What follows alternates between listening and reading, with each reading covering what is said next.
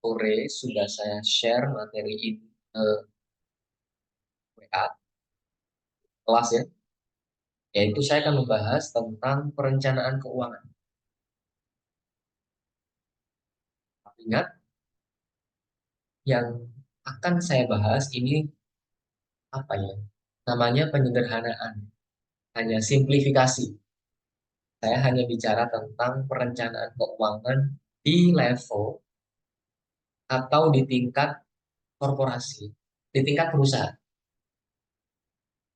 Jadi saya tidak bercerita tentang perencanaan keuangan pada level individu, tapi kembali ke mata kuliah keuangan lanjutan itu pada keuangan di level corporate atau perusahaan yang mungkin perlu saya ingatkan. Oke, masuk kepada slide pertama saya di materi tentang perencanaan keuangan. Saya ingatkan kembali bahwa ini mungkin menyinggung sedikit apa yang sudah Anda terima di manajemen keuangan ya, bahwa perusahaan itu punya aset dan di dalam struktur asetnya perusahaan itu ada dua jenis. Ada aset lancar. Aset lancar itu adalah contohnya seperti kas, piutang, persediaan ya, masuk dalam aset lancar. Aset-aset jangka pendek lah ya istilah saya. Lalu kemudian perusahaan juga selain punya aset lancar, dia juga punya aset. Nah, aset tetap ini yang bentuknya fisik ya.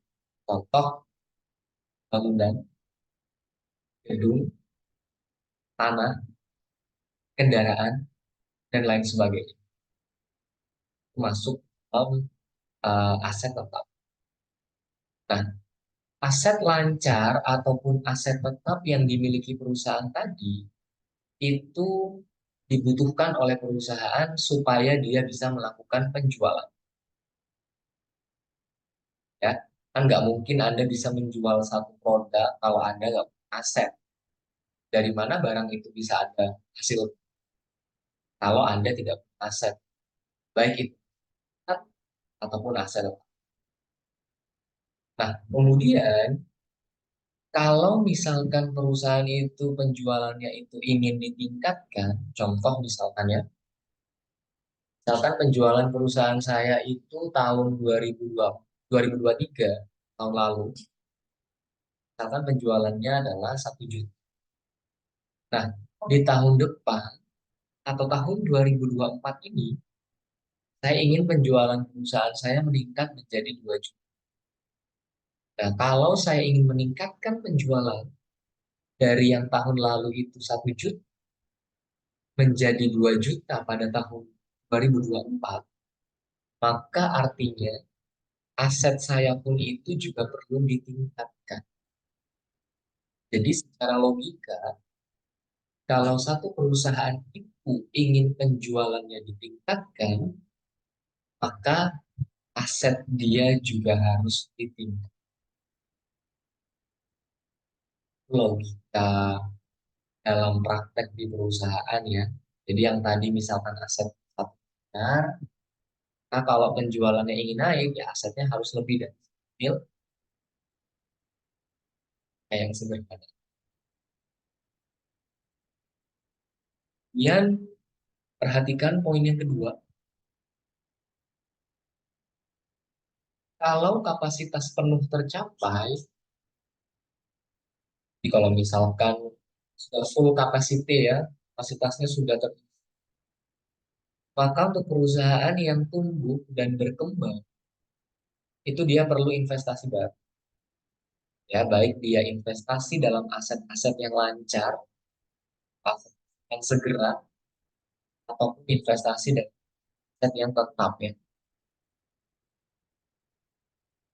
Kalau sudah full kapasitasnya sudah penuh, maka perusahaan-perusahaan yang sedang tumbuh, mereka itu perlu melakukan strategi yang namanya, kayaknya perlu investasi baru. Kalau mau investasi baru, Anda mau investasi lancar, ya pakai kas, piutang, atau persediaan ya, atau harus investasi ke aset kan tadi tanah, bangunan, kendaraan, dan seterusnya. Itu mungkin slide pembuka untuk lanjutkan dulu ya. Kalau ada pertanyaan, silakan boleh raise hand. Kemudian, kan tadi kalau kapasitasnya penuh perlu investasi. Kalau mau melakukan investasi baru, maka perlu dana kan, perlu ada biaya yang harus dikeluarkan. Kalau perlu biaya, nanti biaya ini dari mana? Maka perlu adanya komitmen ya, dan kewajiban untuk membayar tadi biaya-biaya yang dikeluarkan untuk melakukan investasi. Misalkan perusahaan itu mau investasi hotel di Bali, habis misalkan M, nah 2 miliar itu kan dapatnya dari mana? Misalkan dari bank, ya. Maka kalau utang ke bank, kita harus bayar pokok pinjaman plus bunganya, ya. Dan apakah harus menerbitkan saham? Untuk menerbitkan saham juga, ya. Nah itu yang saya maksud ya. Jadi untuk mendanai satu investasi baru, kan diperlukan juga biaya. Nah, kalau perlu biaya, biaya itu harus ada sejumlah yang kita bayar pada pihak yang sudah memberikan dana. Ya, kalau kita ngutang ke bank, kita harus bayar pokok pinjamannya plus bunga. Ya, jadi semua itu ada kewajiban yang harus pada pihak yang sudah memberikan dana ke kita. Bagi perusahaan yang prospek usahanya bagus, biasanya perlu tambahan kas untuk investasi pada piutang. Piutang itu muncul kan kalau ada apa namanya penjualan secara kredit ya. Kalau kita misalkan barang yang lain secara kredit, nah di situ kita artinya punya piutang. Ada orang yang membeli barang kita. Bisa juga investasi pada persediaan di barang-barang itu, stok dalam gudang. Kita punya investasi pada persediaan. Juga investasi pada aset, ya apakah tadi ya di hotel, bangunan, dan seterusnya. Aset yang ada wujudnya dan digunakan untuk dalam apa? Sampai slide kedua ini mungkin ada pertanyaan dulu.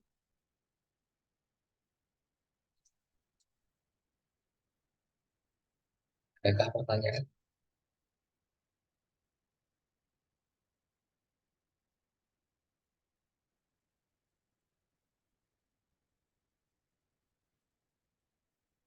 Ada ya? Ada, saya lanjutkan dulu.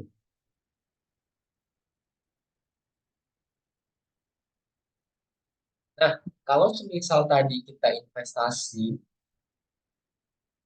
misalkan kita investasi ke kas, perlu adanya pertimbangan-pertimbangan yang pas ya, pertimbangan-pertimbangan yang tepat, memilih sumber mana yang bagus, sumber mana yang bisa memberikan solusi yang paling baik, ya.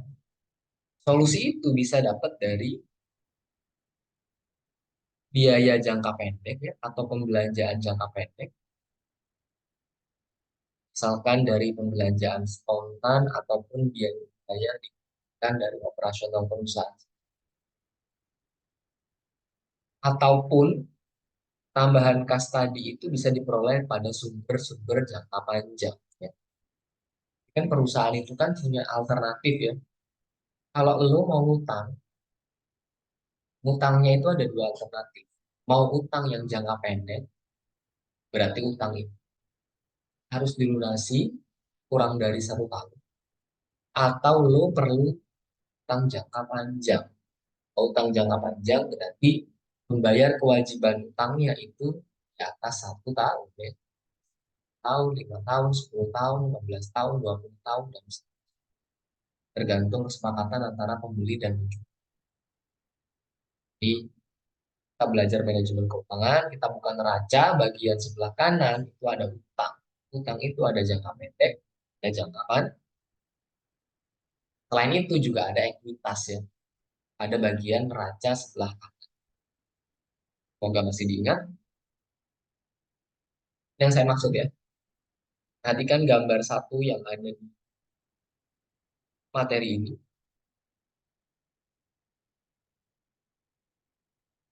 Jadi di slide ini memberikan kita pedoman atau memberikan kita panduan bahwa gambar tentang pola pembiayaan. Jadi kalau yang di sebelah kiri, ini kalau saya asumsikan ini kayak neraca ya teman-teman ya. Ada sisi kiri itu adalah aset. Aset itu ada dua jenis, ada aset lancar atau aset jangka pendek. Ada juga aset tetap. Kemudian bagian neraca paling kanan itu ada tiga isinya ya. Ada liabilitas, di mana liabilitas itu atau utang dibagi dua. Ada yang jangka pendek dan jangka panjang. Kemudian dua ini adalah ekuitas ya. Ekuitas itu isinya adalah saham dan juga laba ditambah. Jadi gambar ini sebut neraca. Nah, yang perlu kalian perhatikan itu adalah tanda panah yang saya tunjukkan di sini.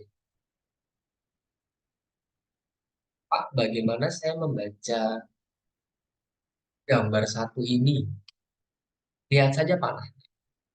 Contoh ya, kalau perusahaan itu mau investasi ke aset lancar, aset yang jangka pendek ya, misalkan kas, piutang, persediaan, maka aset lancar itu bisa didanai oleh perusahaan lewat mana? Lewat liabilitas jangka pendek ya, atau utang jangka pendek bisa. Selain liabilitas jangka pendek, aset lancar itu juga bisa didanai dari ekuitas ya, baik dari saham ataupun laba ditambah.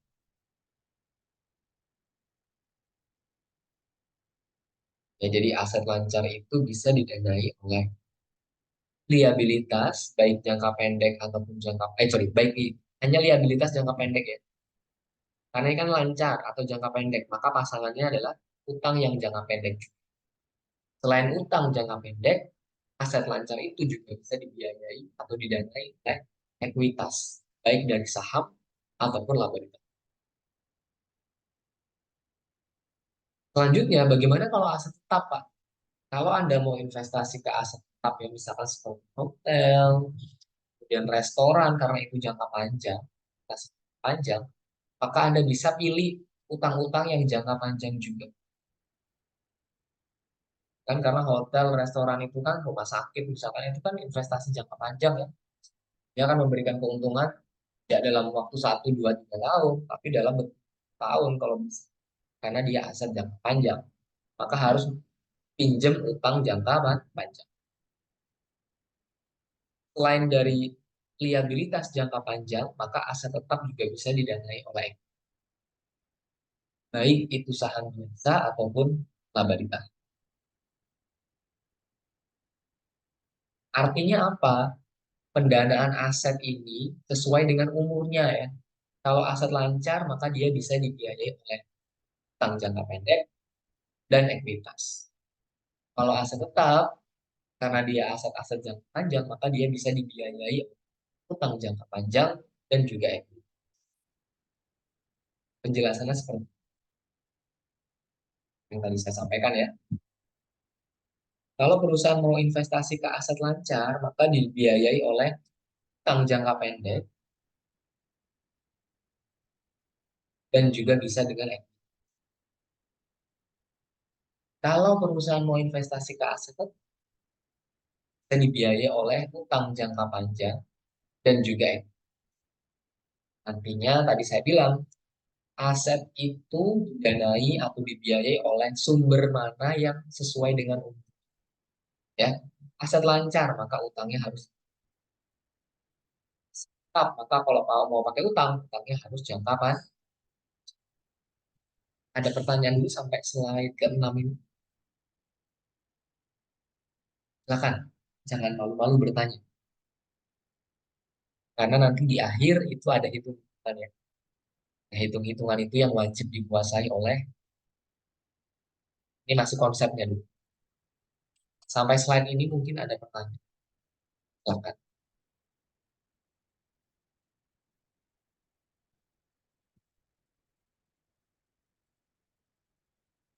Ya, entah.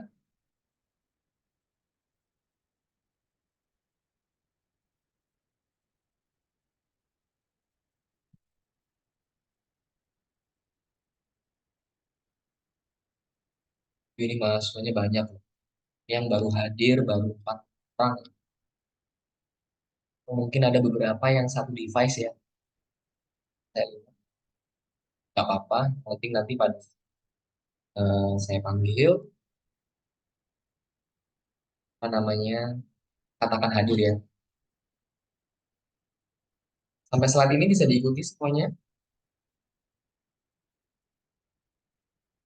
Kalau sudah bisa dipahami, saya akan lanjut ke slide berikutnya. Nah, ini salah satu mungkin materi yang penting ya hari ini ya. Metode persentase penjualan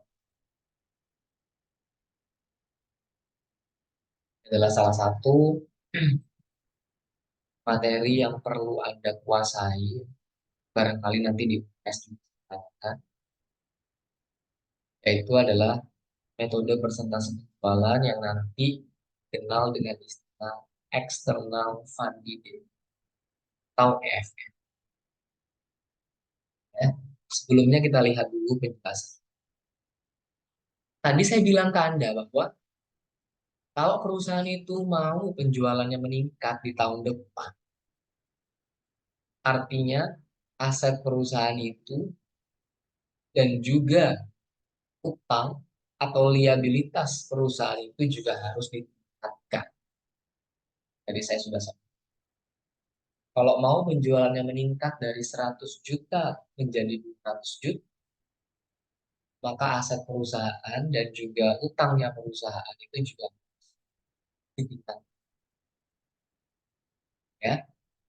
Dengan asumsi ini, maka setiap ada target penjualan, tentu kita bertanya, berapa tambahan dana yang kita perlukan untuk memenuhi target penjualan? Ya, contoh tadi penjualannya mau meningkat dari 100 juta ke 200 juta. Itu pertanyaan, berapa dana yang saya harus butuhkan kalau saya mau punya target penjualan dari 100 juta ke 200 juta. Ya.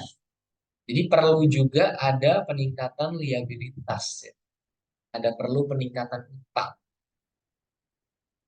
Salah satu metode yang paling sederhana untuk melihat berapa dana yang kita butuhkan untuk meningkatkan penjualan adalah metode penjualan.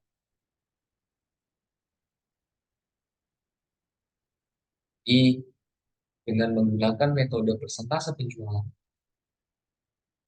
kita bisa melihat, kita bisa menentukan berapa besar dana dari luar, ya, dari eksternal yang kita perlukan untuk target penjualan yang kita mau.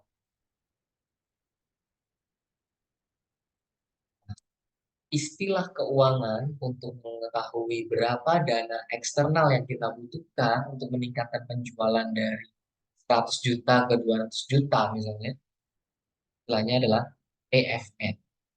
Ya, jadi kalau nanti saya ngomong EFN itu singkatan dari External Fund Needed. Kalau kita terjemahkan ke dalam bahasa Indonesianya adalah kebutuhan dana X.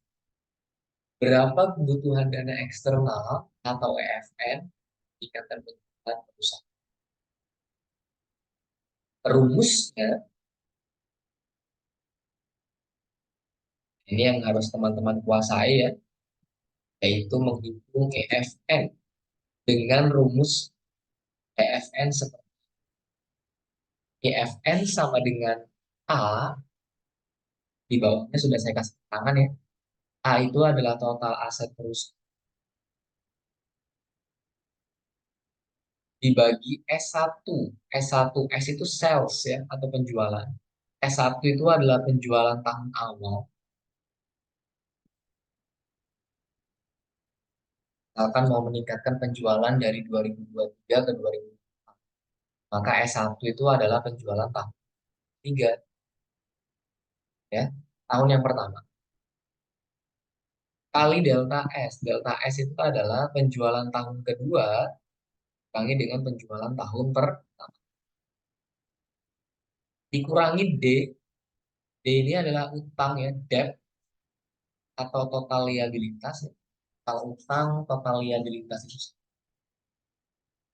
dibagi S1. S1-nya adalah penjualan tahun yang awal ya, atau penjualan tahun kali delta S. Jadi di sini delta S ini sama ya.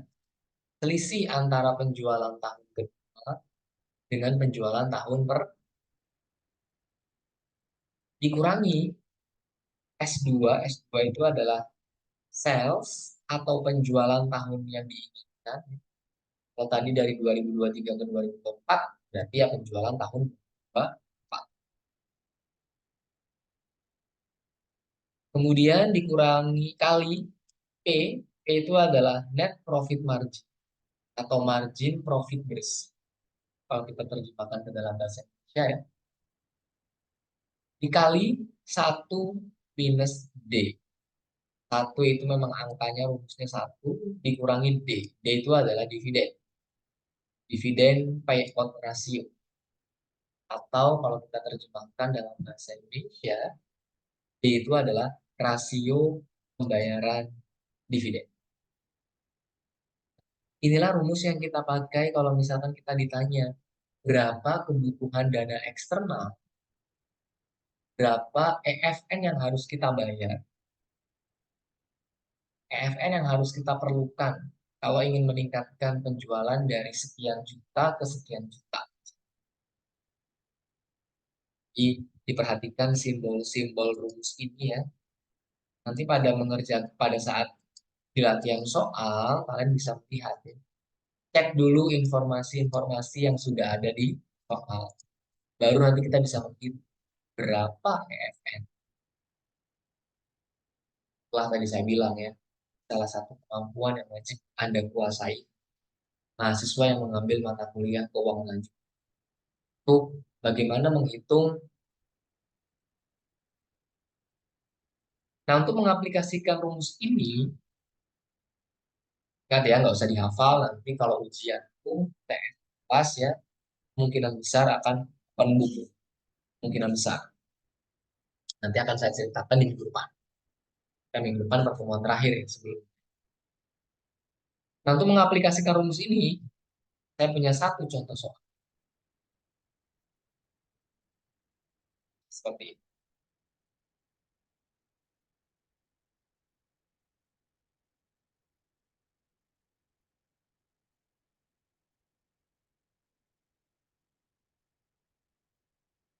Contoh ya.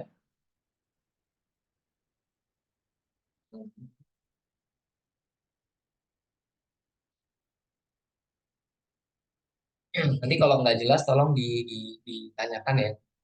Karena akan ada tugas tentang materi ini, menghitung EFN. Soalnya tidak terlalu jauh dari contoh soal yang saya berikan. Ini dengan baik. Di sini ada contoh soal ya. PT ABC tahun 2007 itu punya penjualan 750 juta. Informasi-informasi yang ada di soal itu perlu Anda ketahui dulu. Jadi kayak diketahui apa saja yang diketahui ya. Berarti penjualan tahun pertama itu 750 juta. Ya, penjualan tahun 2007. S1 berarti 750 juta. Ya, S1 750. Lalu kemudian penjualan berikutnya di tahun berikutnya, karena tahun pertamanya 2017, maka tahun berikutnya adalah ya tahun 2018, tahun depannya. Pimpinan itu ingin meningkatkan penjualan sebesar 40%. Di perusahaan itu ingin perusahaannya itu meningkat ya penjualannya dari yang tadinya 750 juta, tolong dong naikin menjadi 40%-nya. Pertanyaannya, berapa penjualan tahun 2018 ini kalau dia ingin meningkatkan penjualan sebesar 40%? Caranya adalah persentase penjualan yang diketahui. Ini kan 40% ya. Ini Anda tambahkan dulu dengan 100%. Pak, 100% dari mana? Ya 100% itu adalah penjualan awal. Ya, maka 100% tambahkan dengan peningkatan penjualannya 40% ya, berarti 140%. 140% itu Anda kalikan dengan penjualan tahun yang awal, yaitu 707 ya. Jadi 140% kalikan 757. Itulah penjualan tahun 2018. Itu penjualan tahun kedua ya, S2. 140%, persen itu kan per 100 ya. Berarti 140 dibagi 100 adalah 1,4 ya. 1,4 Anda kalikan dengan 750. Maka hasilnya adalah 1050 juta. Ini untuk S2 sama dengan 1050 juta. Kalau ada yang belum paham, ditanyakan. Ingat loh ya, tidak selalu peningkatannya 40% ya. Kebetulan di contoh soal ini 40%. 140 ini muncul dari 100% tambahkan besaran peningkatan penjualan. 40% ya dalam soal ini. Tapi kalau di ujian 30% ya berarti di sini 130 dan seterusnya ya, tergantung berapa persen peningkatan penjualan. Bisa dipahami ya, asal usul S2 ketemu 1050 juta. Lalu informasi berikutnya, total asetnya adalah 600 juta. Ya, A berarti 600 juta di sini. A itu aset ya, 600 juta. Kemudian apa lagi? Net profit margin atau P itu adalah 5% ya. P-nya 5% di sini. Net profit margin 5%. 5 dibagi 100, 0,05. Kemudian ada dividen payout rasionya sebesar 25%. D kecil. D kecil adalah dividen payout rasio ketemu 25%. 25 dibagi 100 atau 0,25. Lalu informasi lainnya apa? Utangnya 350 juta. Debt. Dari mana? Lihat tabel ini.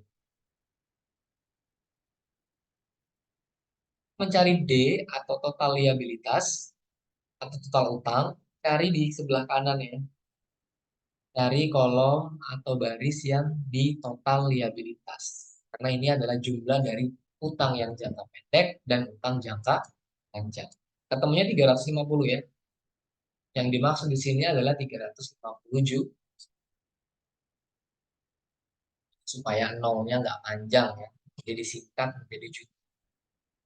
Nah, di sini asal muasal D 350 ya dari total liability. Nah, itulah informasi-informasi yang harus diketahui sebelum kita ditanya berapa EFN yang kita butuhkan, berapa dana eksternal yang kita butuhkan ya. Jadi kita tadi sudah dapat angka A, lalu total aset ya. kita dapat angka D, total utang 350 juta. S1-nya penjualan tahun pertama 700 juta. S2 penjualan tahun yang diinginkan atau tahun kedua adalah 1050 juta. Terus selisih penjualan delta S itu adalah selisih dari S2 dikurangi S1, berarti 1050 juta dikurangi 750. Hasilnya 300. Lalu tadi net profit margin P 0,05, dividen payout ratio 0,2. Sampai informasi ini sudah kita ketahui, maka kita tinggal masukkan rumus EFN. EFN rumusnya ini kan.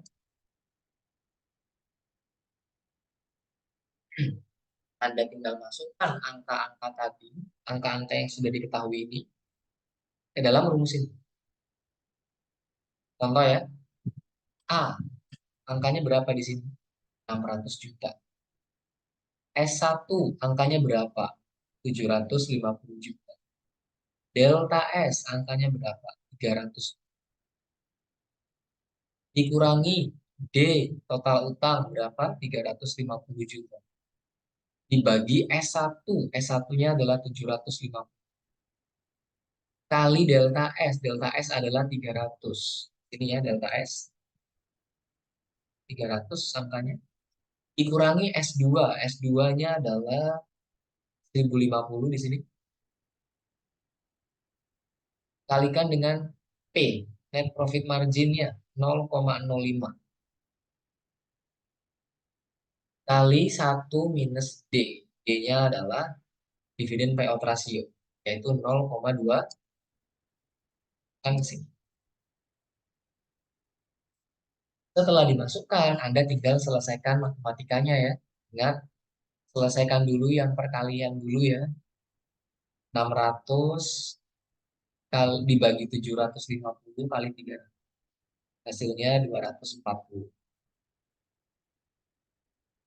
Kemudian dikurangi 350 bagi 750 kali 300. Hasilnya 100. Dikurangi, ini selesaikan dulu yang dari dalam ya. 1050 kali 0,05. Hasilnya 52,5. Yang dikalikan dengan 1 minus 0,25. Hasilnya 0,75. Kita selesaikan dulu yang di belakang. 52,5 kali 0,75 hasilnya 39,37.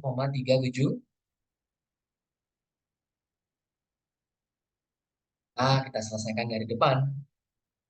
240 kurangi 140 kurangi 39,37, maka EFN-nya atau hasil dari dana eksternal yang kita butuhkan adalah 60,625.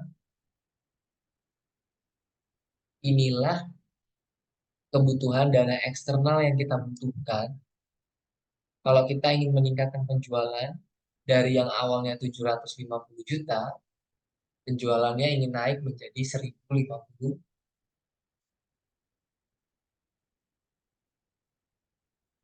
Silakan kalau ada pertanyaan. Saya nanti ngerjain tugasnya bisa ya. Kita sudah bisa download soal tugasnya di Adlib. Bentuk soalnya mirip banget dengan apa yang saya sampaikan. Pertanyaannya cuma satu, berapakah nilai EFN untuk peningkatan penjualan dari sekian menjadi.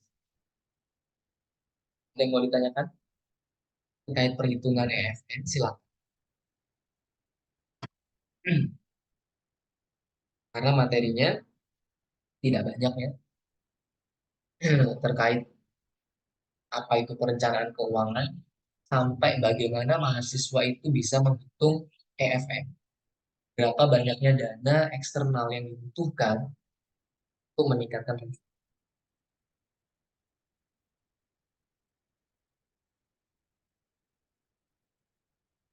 Ada pertanyaan dulu nih, karena materinya